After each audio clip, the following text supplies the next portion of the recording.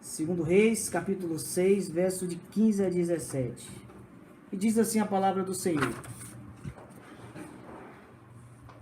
O servo do homem de Deus levantou bem cedo, e ao sair, eis que tropas, cavalos e carros de guerra haviam cercado a cidade. Então o moço disse a Eliseu: Ah, meu senhor, que faremos? Ele respondeu: Não tenha medo, porque são mais os que estão conosco do que os que estão com eles. Então Eliseu orou e disse: Senhor, peço-te que abra os olhos deste para que veja. O Senhor abriu os olhos do moço e ele viu que o monte estava cheio de cavalos e carros de fogo ao redor de Eliseu. E quando os sírios desceram contra ele, Eliseu orou ao Senhor e disse: Peço que firas esta gente com cegueira. E ele feriu de cegueira conforme a palavra de Eliseu. Então Eliseu lhe disse: Não é este caminho. E assim a história vai, só até aqui mesmo. Bem, meus irmãos,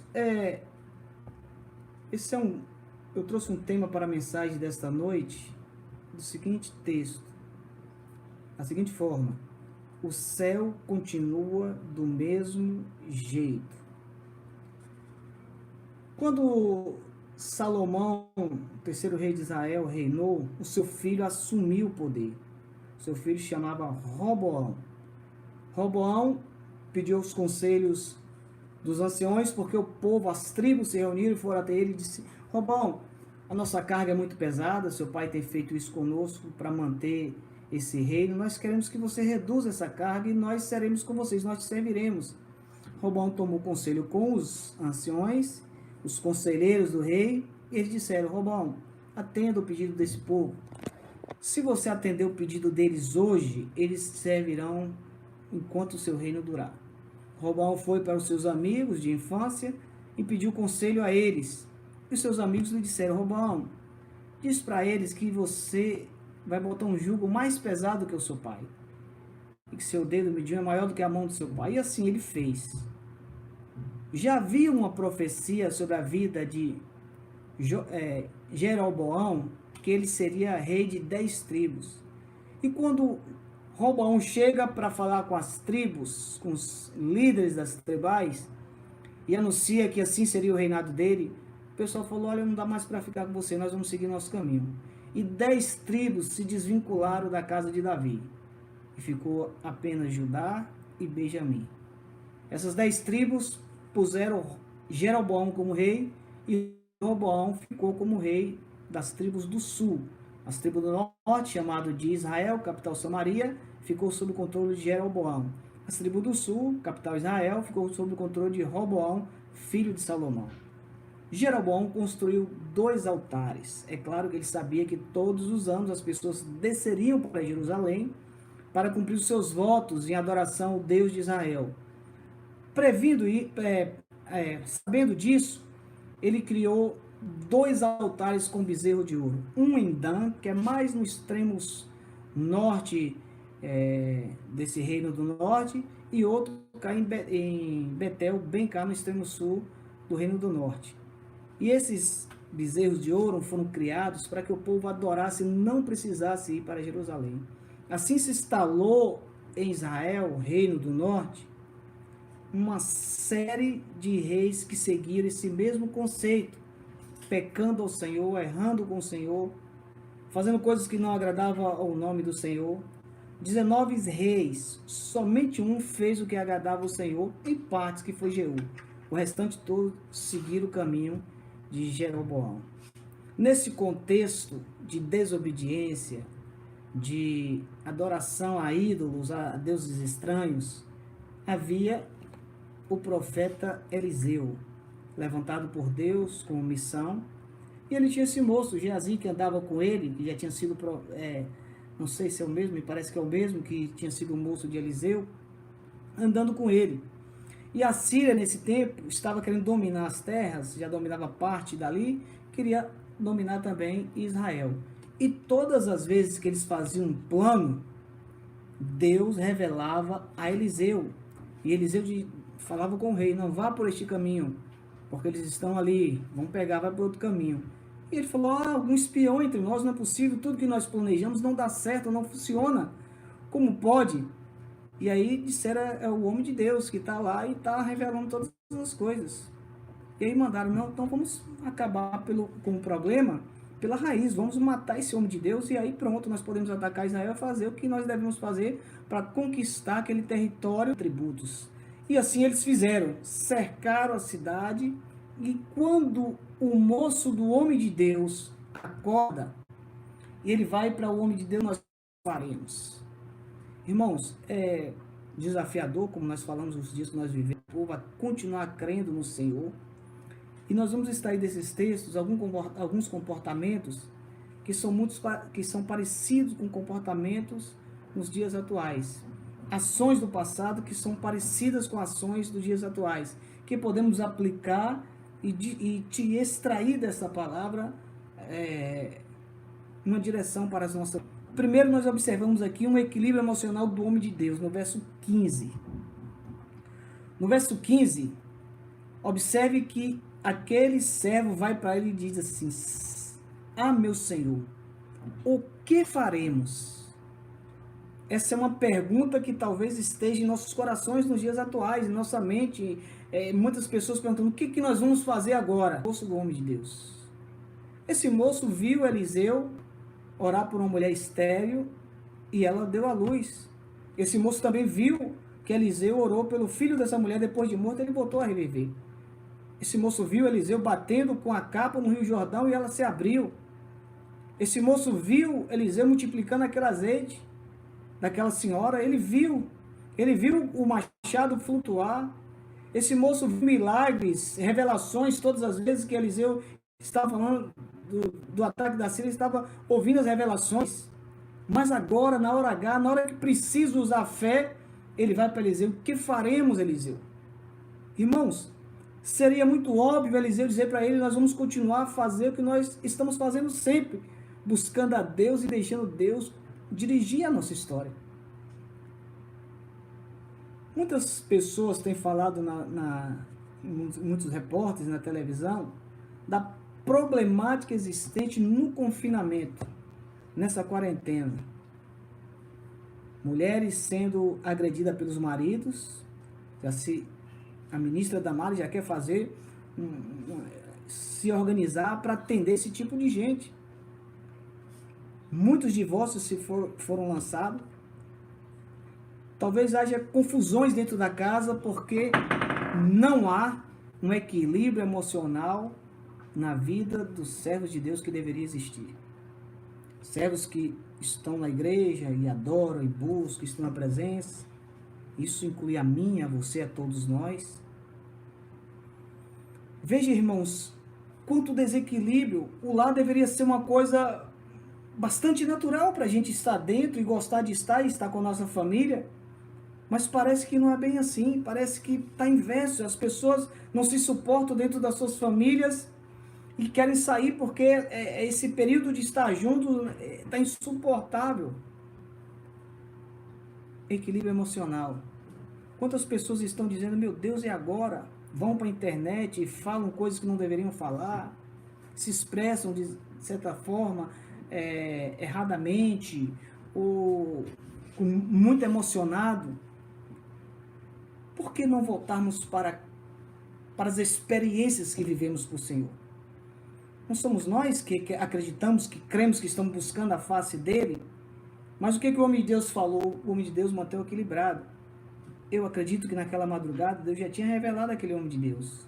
Amanhã virá um exército te cercar. Se ele revelou que o exército cercaria o povo de Israel, também revelou ao povo de Deus que aquele exército viria naquela noite. Mas aquele homem de Deus estava equilibrado, acreditando que Deus estava no controle de todas as vossas coisas. Irmãos, a palavra para a sua vida nessa noite é que você coloque as suas emoções nas mãos do Senhor. A Bíblia diz, 1 Pedro, capítulo 5, verso 7, lançando sobre ele toda a vossa ansiedade, porque ele tem cuidado de vós. Pedro está orientando a você lançar sua ansiedade. A ansiedade é sua e cabe a você lançar nas mãos do Senhor, porque ele tem cuidado de vós. Mas muitos estão apegados a ela como estava aquele moço. E agora que faremos, meu Senhor? Lance sobre Deus a sua ansiedade, porque ele tem cuidado de cada um de nós. Mateus capítulo 6, verso 31 a 32. Não andeis, pois, inquietos, dizendo: que comeremos, ou que beberemos, ou como vestiremos? Porque todas estas coisas os gentios procuram. De certo, vosso Pai Celestial bem sabe de que necessitais, e sabe de todas as coisas que vocês necessitam. O céu continua do mesmo jeito. Do jeito que Deus criou para que ele seja soberano, eterno e no controle de todas as coisas. Temos que, nesse momento, colocar as nossas emoções no Senhor, para não dar passos errados, para não falar coisas erradas e para não agir de forma errada. O homem de Deus estava calmo, o homem de Deus estava equilibrado. O homem de Deus, como isso é importante para as nossas vidas, nos momentos mais difíceis. Essa aliança, esse envolvimento com o Senhor. Não existe uma só pessoa na face da terra que não esteja atingida por essa pandemia. Mas o povo de Deus, a igreja do Senhor, ela está em Deus. E esse Deus nos convida hoje, através dessa palavra, a lançarmos as nossas emoções nas mãos dele. Não nos vai acrescentar nada ficar inquietos, emocionalmente abalados. Não adianta nada, nós precisamos lançar nas mãos de Deus para que ele cuide das nossas vidas. Em segundo lugar, nós observamos que as situações difíceis tendem a tirar a confiança das pessoas para com Deus. Muitos confiam muito em Deus quando as coisas vão muito bem. Muitos confiam muito em Deus quando as coisas estão dando certinho. Muitos confiam muito em Deus quando eles estão no controle das coisas. Mas de repente as coisas fogem do controle e a pessoa faz como fez esse homem. Que faremos, meu Senhor? Agora a situação saiu do controle. Nós não estamos mais confortáveis neste lugar. Existe um exército que nos cerca. O que faremos agora? A Bíblia diz em Mateus capítulo 14, 29 a 30. Jesus falando com Pedro quando estava andando sobre as águas. E disse Jesus para Pedro: vem. Pedro, descendo do barco, andou sobre as águas para ir ter com Jesus. Mas sentindo o vento forte, teve medo, e começando a ir para o fundo, clamou dizendo: Senhor, de milagre que talvez nenhum outro homem provou na terra, que foi andar sobre aquelas águas. Ele estava dentro do milagre, vivenciando o milagre, envolto por aquela atmosfera de milagre, andando sobre as águas. Mas quando ele viu os ventos fortes baterem, os momentos difíceis, tende a desconfiar do Senhor. O que afundou Pedro foi a sua falta de fé. Ele não cria, não estava crendo, ele vivendo aquele milagre. Naquele momento difícil ele começa a afundar e novamente ele vê o milagre de novo. Quando o Senhor fala, pega pela mão e levanta Pedro de novo. E volta para o barco andando sobre as águas. Situações difíceis, irmãos, tendem a tirar a confiança do povo para com Deus. As pessoas deixam de ir para quem deve ir. Nós tivemos aí uma conclamação do presidente da República, um jejum nacional. Como bem pregou o bispo um tempo atrás, são as pedras clamando, que esse era o nosso papel como igreja, já se adiantar para fazer esse clamor nacional. Mas não importa de onde vem, o importante é que ele será feito e o nome de Deus vai ser exaltado. Juízes capítulo 6, verso 12 e 13. O anjo do Senhor lhe apareceu e disse: o Senhor é contigo, homem valoroso. Mas Gideão respondeu: Senhor meu, se o Senhor é conosco, Porque tudo isso nos sobreveio, e o que é feito de todas as maravilhas que os nossos pais nos contaram, dizendo: não nos fez o Senhor subir do Egito, porém agora o Senhor desamparou e nos deu nas mãos dos midianitas. Olha a visão de Gideão, irmãos.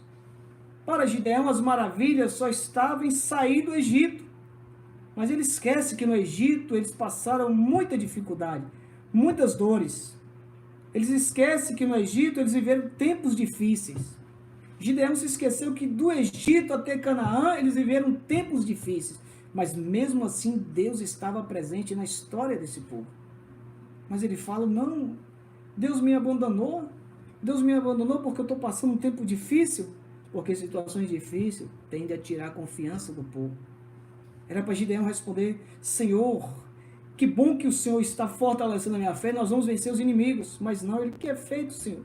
Se realmente o Senhor está comigo, colocando em xeque a palavra daquele ser celestial que aparece para ele, aquele anjo, e dizer: se o Senhor está comigo, e as coisas que foram feitas, por que nós estamos aqui nas mãos desses midianitas?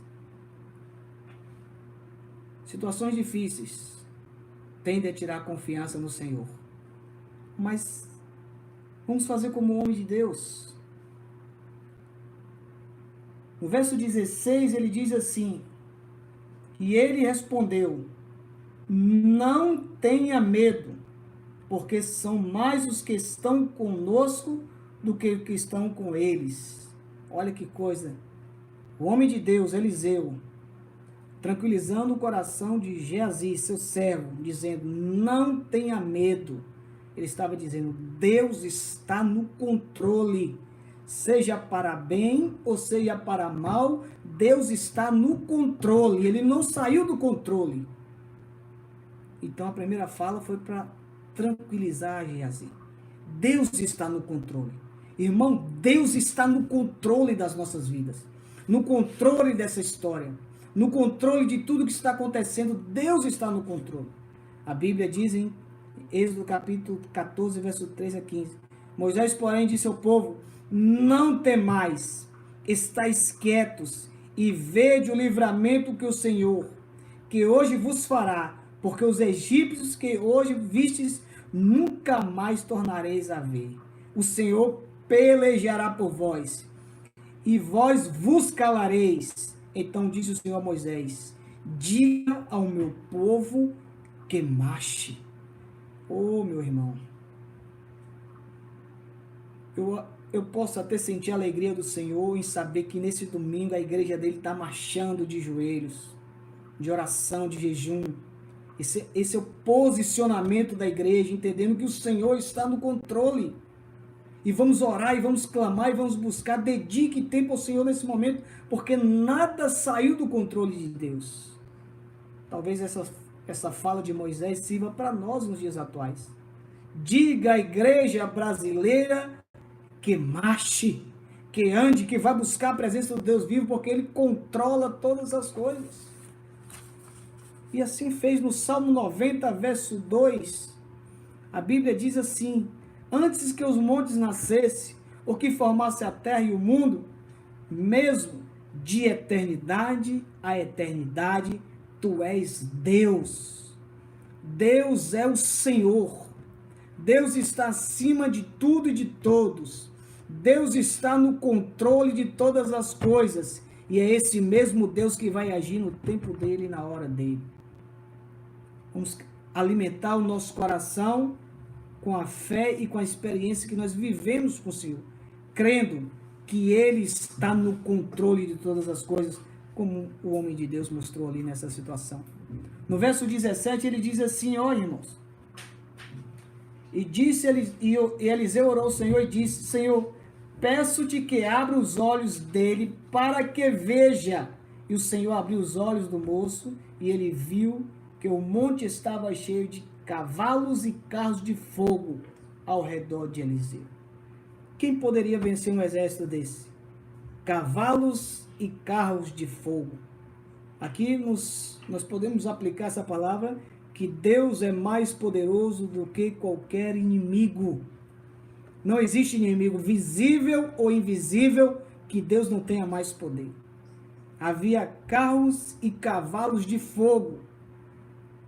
O que Deus fez ali foi mostrar para Geazim: eu sou todo poderoso, Geazim.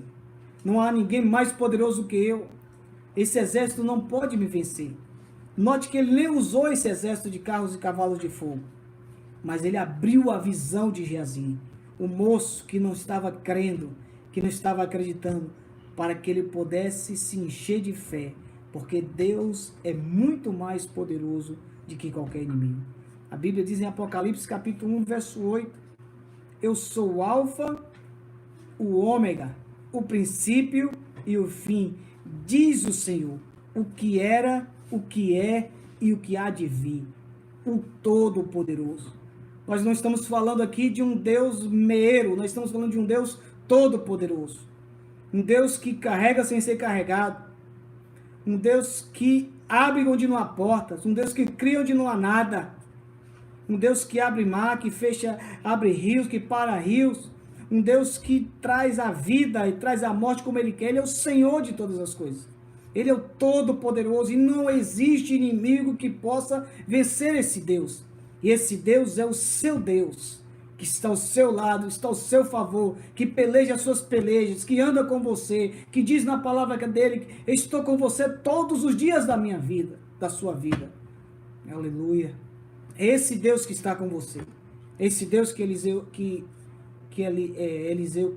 estava crendo. A Bíblia diz em Daniel 6:26, um ímpio, um rei ímpio, diz assim, da minha parte é feito um decreto, pelo qual em todo o meu domínio, o meu reino, homens tremam e tremam perante o Deus de Daniel, porque ele é Deus de vivo e que pertence para sempre. O seu rei, boca de um homem ímpio para falar isso. Ele salva, ele livra e opera sinais e maravilhas no céu e na terra. Ele salvou e livrou Daniel com o poder dos leões. Que coisa magnífica. Ele teve que se submeter, entender que não existe inimigo que possa peitar o Senhor, a altura de Deus. Eles são inimigos frágeis e fracos, porque Deus é o Todo-Poderoso. Ele não só tem poder, ele é o Todo-Poderoso. E Eliseu pediu a Deus que abrisse os olhos daquele moço. E é o que eu peço para Deus nesta noite, que abra os meus olhos, que abra os seus olhos, que abra os nossos olhos, porque o Todo-Poderoso está lutando ao nosso favor. O Todo-Poderoso comanda a nossa vida. O Todo-Poderoso está no comando da nossa história. O Todo-Poderoso tem cuidado de cada um de nós. Você em particular na sua casa, quem sabe você está aí dizendo, mas Deus, eu estou passando por um problema difícil. Pastor, está difícil. Deus tem o poder para realizar todas as coisas. Clame ao Senhor. No verso de número 23, diz assim, então o rei ofereceu-lhe um grande banquete, e comeram e beberam, e ele os despediu, e eles voltaram para o seu senhor, e da parte da Síria não houve mais investidas na terra de Israel. Deus tem as suas maneiras de nos ensinar. Ensinar a igreja dele, que tem vida com ele, que tem um relacionamento com ele, ensinar o mundo ímpio. Deus tem as maneiras dele de ensinar. Quando Eliseu ora e aqueles homens é tomado de cegueira, o Espírito e Eliseu pega aqueles homens e leva até o meio de Samaria. Irmãos, isso não é comum. Um exército é tomado de cegueira, era para eles ficarem com muito terror, com muito pavor. Nós estamos todos cegos. Mas eles foram conduzidos por Eliseu para estar dentro de Samaria. O rei de Samaria diz, meu pai, que faremos? Ele, olha, não mate nenhum deles. Alimente com pão, com água, depois despede. E ali houve paz. Ensinou os sírios, ensinou a Israel. Então Deus tem as suas maneiras de nos ensinar. Nesse momento tão desafiador que estamos passando, quem sabe Deus quer nos ensinar coisas que ainda não sabemos e que precisamos aprender justamente num momento como esse.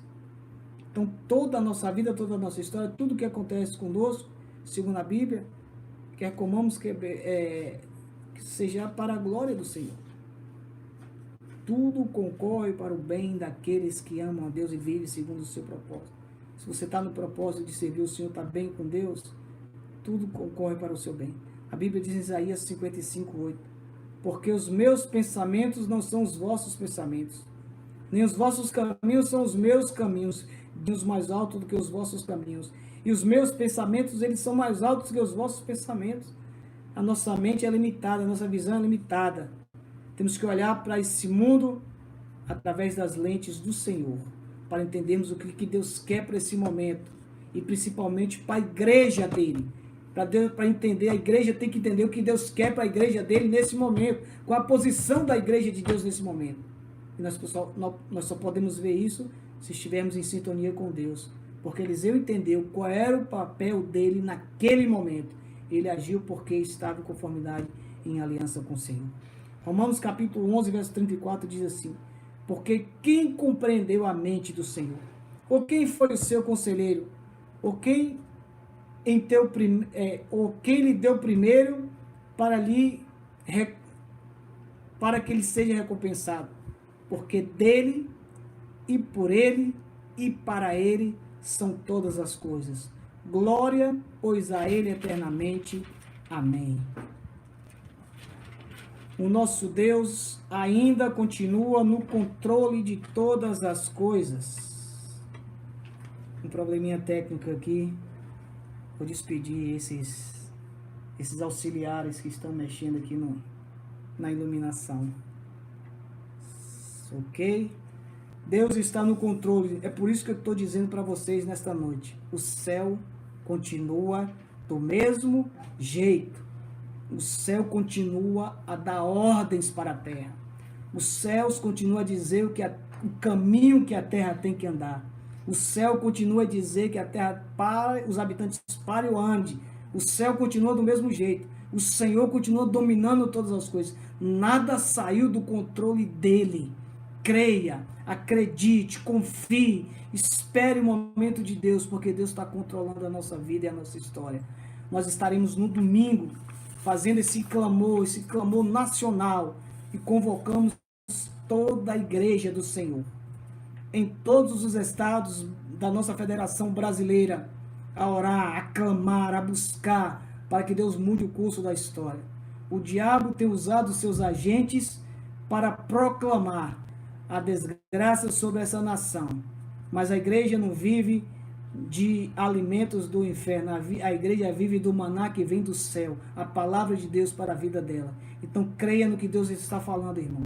Vamos orar para que Deus possa varrer do nosso país não só a pandemia, mas a malignidade que está por trás dessa pandemia, os maus interesses, os inimigos de Deus, os inimigos do Brasil que estão por trás dessa pandemia, para que Deus desarticule, desfaça, confunda as suas mentes, e eles sejam mais uma vez envergonhados, porque o poder está nas mãos do Senhor.